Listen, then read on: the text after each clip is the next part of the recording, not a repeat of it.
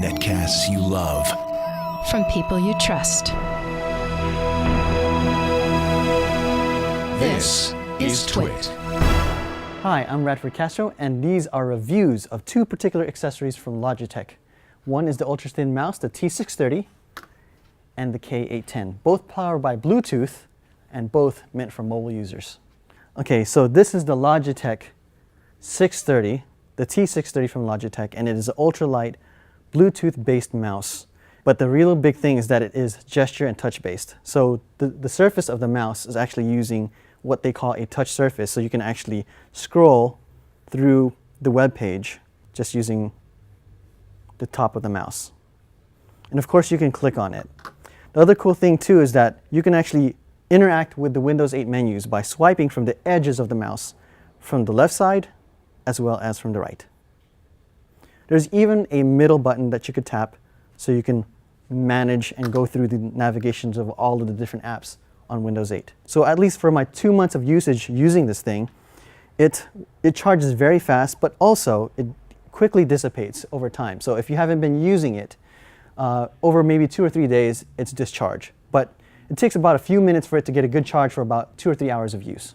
So if you have a portable backpack with a charger inside, this will help out a lot. Now, as far as the pros are, is that it looks really nice. It's extremely mobile, and it has a quick charge. The nice thing too is that it has these nice built-in gestures that you can use with the mouse that I've demonstrated on the screen. Now, the cons is that the battery life is inconsistent and that the touch surface is a hit and miss. I guess one of the experiences I've had with this mouse is that when you are browsing through and doing simple things such as selecting a bunch of text, the problem is you're going to be sometimes touching the top of the mouse and not knowing that you're either holding it down or scrolling simply because it's just touch-based. And that's some of the issues that you're going to run into playing with this mouse. The price for this mouse is $69.99, and for that, this is definitely a try. Now, let's go on and talk about the keyboard. This is the K810 from Logitech. It is a backlit, illuminated Bluetooth keyboard that is definitely used for mobile use.